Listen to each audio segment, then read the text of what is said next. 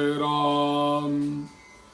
मंदार जी हिंदी यह चैनल में आप सभी का मैं सहर्ष स्वागत करता हूं। जिन्होंने यह मेरा चैनल सब्सक्राइब किया है उनको मन से धन्यवाद। ऐसे ही मेरे चैनल को जुड़े रहे।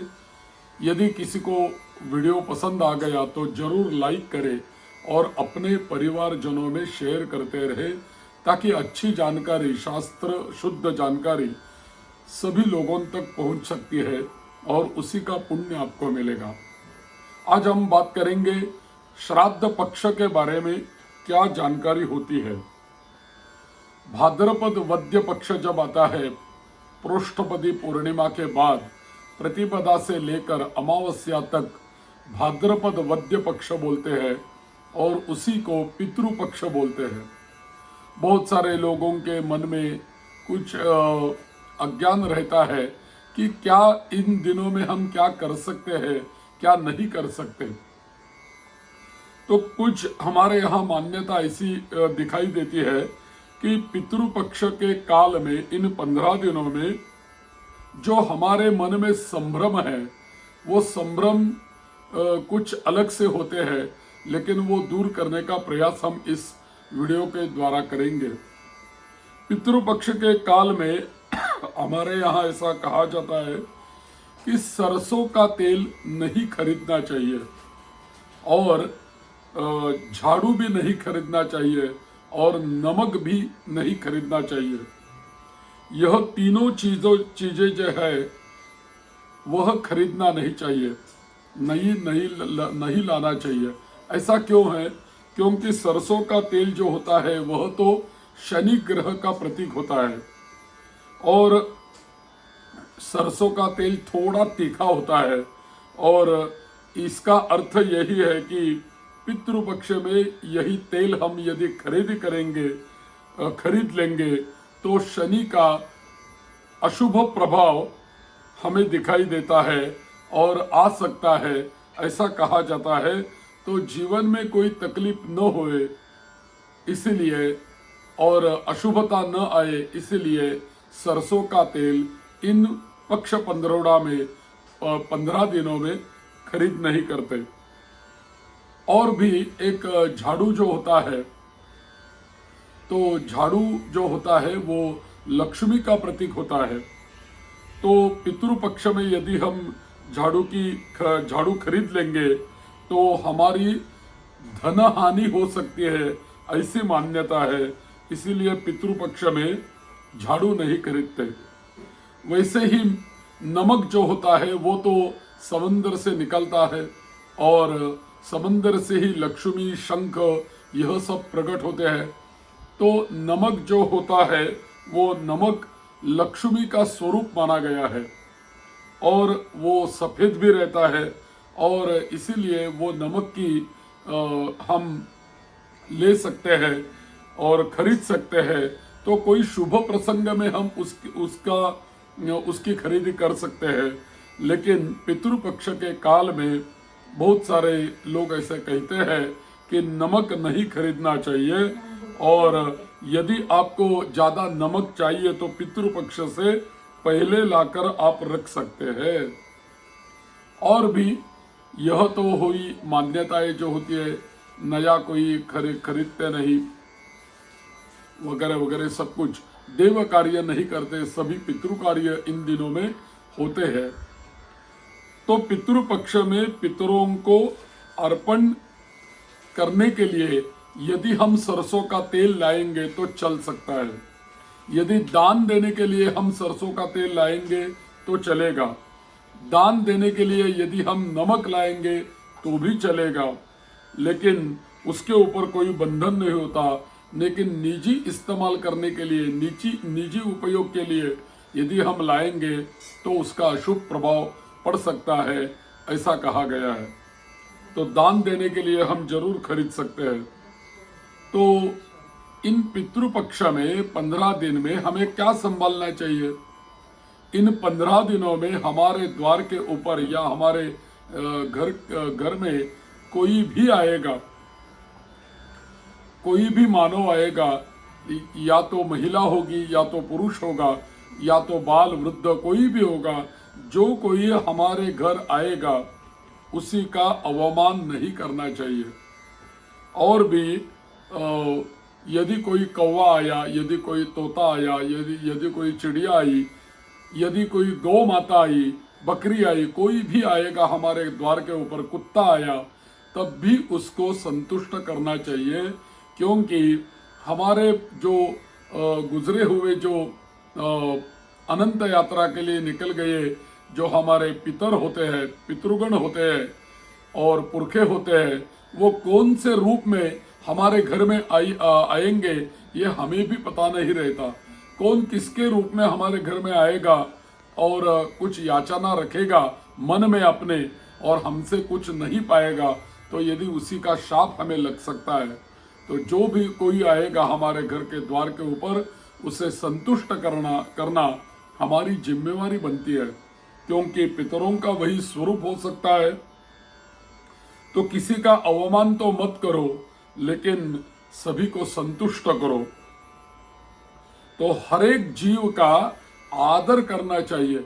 जो भी जीव हमारे घर में आएगा उसी का आदर करना चाहिए। इन 15 दिनों में जो अन्न हम खाते हैं, वह अन्न जो खाते हैं वह अन्न ताजा अन्न खाना चाहिए। यदि हम आज अन्न पकाएंगे, खाएंगे, फिर जो बचेगा वो रखेंगे, फ्रिज में रखेंगे, दूसरे दिन खाएंगे, ऐसा नहीं चलेगा। हमेशा अन्न जब हम पकाते हैं तो उसी समय उसको खाना चाहिए और ताज़ा खाना चाहिए। और भी चना जो होता है, मसूर होते हैं, साग होता है, सातू होते हैं, जीरा होता है और नमक होता है, काला नमक होता है और ककड़ी होती है और लौकी होती है। इसका त्याग करने के लिए कहा गया है। लेकिन बहुत सारे लोग ऐसे बोलते हैं कि हम तो टिफिन का डिब्बा लाते हैं भोजन के लिए, उसमें क्या आता है, क्या सब्जी आती है, क्या आता है, हमें पता नहीं रहता, हम डिब्बा खोल के भोजन करते हैं। तो ऐसे समय में अन्न को पूर्ण ब्रह्म हम तो मानते ही है, उनको अन्न देवता को, अन्नपूर्णा को प्रणाम करके उसके अन्न के ऊपर पूरी श्रद्धा और निष्ठा रख के और वो अन्न को पूर्ण ब्रह्म समझ के ही अन्न ग्रहण करना है, भोजन करना है। और भी कोई यदि आध्यात्मिक धार्मिक आप उपायों का आचरण कर रहे हैं, जैसे कोई दैवी उपाय होते हैं, जैसे कोई जाप होता है, जैसे कोई पीपल को पानी डालना या तो तुलसी को पानी डालना, ऐसा कोई व्रत है चातुर्मास का, या कोई हमारे पत्रिका के अनुसार ज्योतिषों ने कहा हुआ कोई उपाय होगा, तो हमें जरूर करना चाहिए। वो तो बंद नहीं करना चाहिए। दैवी उपाय जो होता है वो करना चाहिए और इसको कोई प्रतिबंध नहीं रहता। और भी पितृपक्ष में पितरों के लिए जो कोई उपाय ज्योतिषियों द्वारा हमें कहे गए जाते हैं, तो वो तो वही निष्ठा से और श्रद्धा से करना चाहिए। तो आध्यात्मिक उपाय जो होते हैं वो ग्रहों के अनुसार जब हम करते हैं तो उसका लाभ तो हमें मिलता है, लेकिन उसके साथ साथ हमारे पितरों का भी आशीर्वाद वह आचरण करते समय हमें अपने आप प्राप्त हो जाता है। तो कभी कभी ऐसा होता है कि जातक की ग्रह दशा और पितरों जातक की ग्रह दशा ही दर्शाती है पितरों की अभी की अवस्था क्या है, पितरों का दोष कैसा है, तो यह ग्रह दशा ही बताती है। तो पितरों का और ग्रहों का संबंध है, हमारी कुंडली से हमारे कुलदेवत और पितरों का संबंध रहता है। तो ऐसी कुंडली देख के कोई हमें उपाय बताया गया हो तो अवश्य में करना चाहिए। इन 15 दिनों के काल में यदि श्राद्ध करना होगा तो अपने घर में श्राद्ध करना चाहिए, दूसरों के घर में जाके श्राद्ध नहीं करना चाहिए। या तो पितरों को आप वहां जाके भोग चढ़ा सकते हैं, क्योंकि टूर में जाना पड़ा, यदि किसी के घर जाना पड़ा तो जा सकते हैं, लेकिन जो अन्न हमारे सामने आएगा उसी का कोई भोग पितरों के लिए निकाल कर उनको प्रणाम करके श्रद्धा से और इसका स्वीकार करो ऐसी मन में भावना करके हम वहां भोजन कर सकते हैं। लेकिन यदि श्राद्ध करना हो तो अपने ही घर में श्राद्ध करना चाहिए, या तो कोई तीर्थ क्षेत्र के ऊपर जाकर श्राद्ध करना चाहिए। गंगा यमुना जितने भी तीर्थ है हमारे यहाँ, हरिद्वार है, हमारे यहाँ महाराष्ट्र में नासिक है, नरसोबावाड़ी है, बहुत सारे तीर्थ क्षेत्र है, वहाँ जाके हम पितरों का श्राद्ध कर सकते हैं। या तो गौशाला में जाके श्राद्ध हम कर सकते हैं, जहाँ बहुत संख्या में गौ माता रहेगी वहाँ जाके हम श्राद्ध कर सकते हैं। जहाँ गौ माता का विचरण होता है वहाँ जाके श्राद्ध करने से पितरों को ज़्यादा तृप्ति मिलती है। और यदि हम श्राद्ध के लिए कोई रसोई करेंगे तैयार, तो उसका भोग भी गौ माता को हमारे हाथ से यदि हम देंगे तब भी पितर तृप्त हो जाते हैं। ऐसे ही हमारे यहाँ श्रद्धा होती है। तो तीर्थ क्षेत्र में या गौशाला में जाके आप श्राद्ध कर सकते हैं। और इन दिनों में कुछ लोग ऐसी श्रद्धा पालते हैं, रखते हैं कि किसी पेड़ को भी नहीं तोड़ते, किसी पेड़ को नहीं तोड़ा जाता, क्योंकि कौन से पितर हमारे पेड़ के रूप में है ये पता नहीं है। यदि हम उसको तोड़ेंगे तो पितरों का शाप लग जाएगा या पितर क्रुद्ध हो जाएंगे, तो किसी को पेड़ भी नहीं तोड़ते, ऐसी मान्यता है बहुत सारे लोगों के पास। और इन दिनों में 15 दिन तक अपने घर में दक्षिण दिशा के ओर दिए की ज्योति करके सरसों के तेल का दिया जलाना चाहिए। तो सरसों के तेल का दिया जलाने से और उसकी ज्योति दक्षिण दिशा में करने से हमारे पितरों को प्रकाश मिल जाता है, पितर संतुष्ट रहते हैं। और पितरों का वास्तव्य जो होता है, निवास होता है, वह तो दक्षिण दिशा में ही होता है। तो इसीलिए उसकी ज्योति जो है वो दक्षिण दिशा में करते रहते हैं। तो और भी कोई ऐसी जानकारी है आगे वाले वीडियो में हम देखेंगे कि भरणी श्राद्ध के ऊपर हम क्या कर सकते हैं। यदि भरणी श्राद्ध आएगा तो भरणी श्राद्ध हम कैसा कर सकते हैं, और श्राद्ध में कौन कौन से पदार्थ वर्जित है या कौन कौन से पदार्थ लेने चाहिए। तो जैसे कि श्राद्ध की रसोई जब तैयार होती है तो उसके ऊपर कुत्ते की नज़र नहीं गिरनी चाहिए, मुर्गे की नज़र नहीं आनी चाहिए, या तो सूकर की नज़र नहीं आनी चाहिए, या तो बिल्ली की नज़र भी नहीं आनी चाहिए।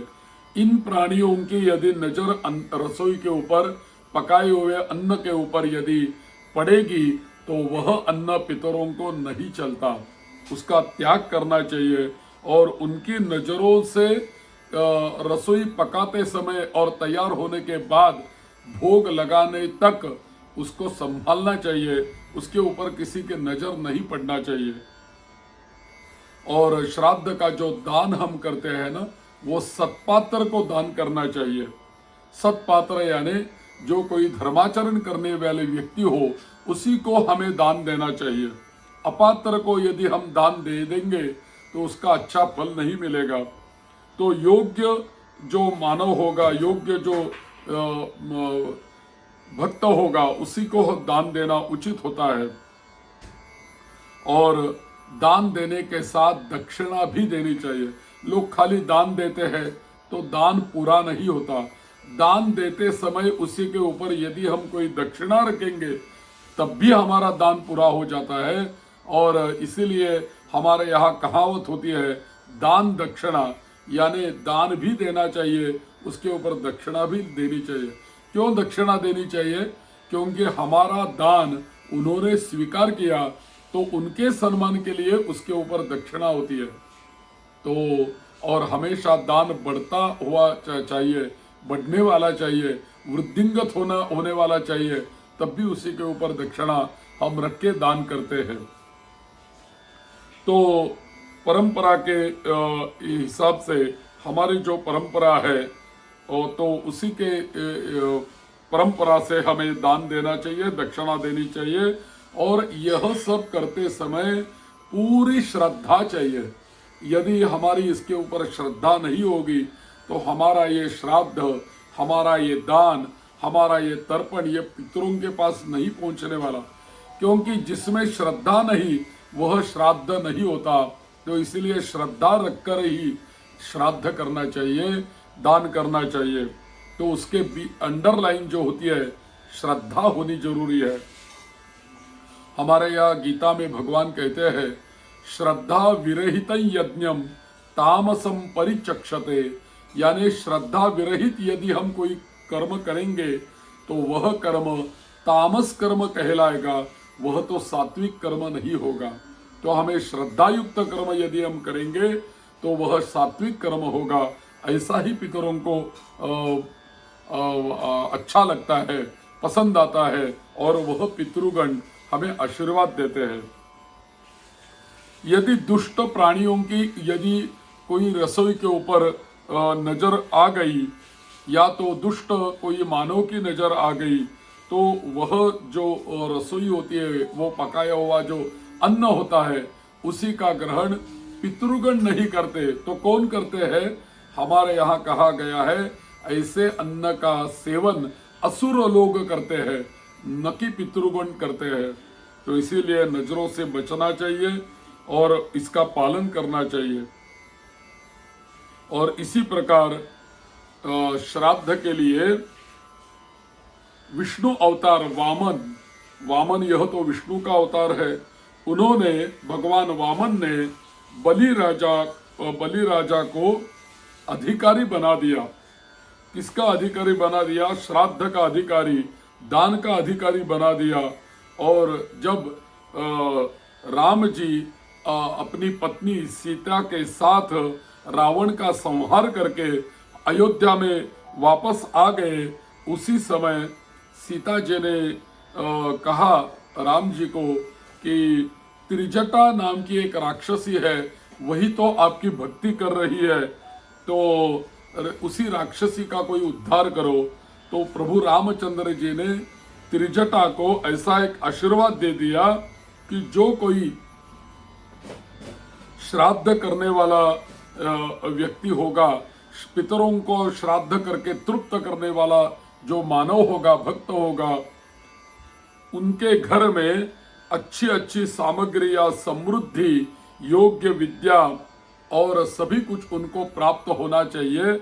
और भी हमारे पास योग्य विद्या हो, सामग्री हो, धन हो, और भी घर हो, सब कुछ हो, और सब कुछ योग्य होते हुए भी जो कोई श्राद्ध नहीं करेगा और दक्षिणा दान नहीं देगा पितरों के नाम से, वो ऐसे करने वाले जो मानव होंगे उनको उनका जो फल होगा वही फल प्रभु राम जी बोल रहे हैं, हे त्रिजटा मैं तुमको दे दूंगा, तो उन्हीं के फल आप ले लो और मुक्त हो जाओ। तो देखो श्राद्ध करना कितना महत्वपूर्ण है। यदि हमने श्राद्ध नहीं किया सब कुछ होते हुए भी, तब हमारा श्राद्ध का जो पुण्य होगा वही पुण्य सब त्रिजटा को जाएगा। तो इसीलिए श्राद्ध की आवश्यकता होगी।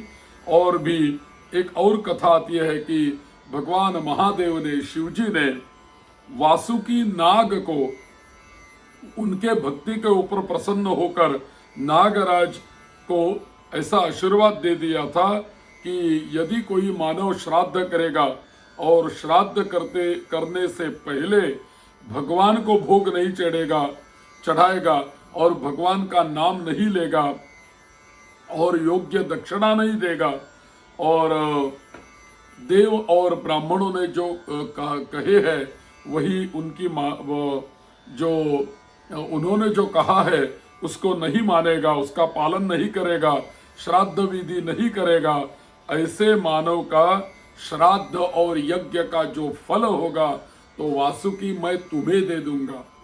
तो भगवान शंकर जी ने ऐसा ही आशीर्वाद वासिकों को दिया और त्रिजटा को श्री राम जी ने आशीर्वाद दिया। तो कोई श्राद्ध विधि करने के लिए यदि असमर्थ होगा तो उन्होंने क्या करना चाहिए, तो हम आगे भरणी श्राद्ध के वीडियो में हम इसके बारे में जानेंगे।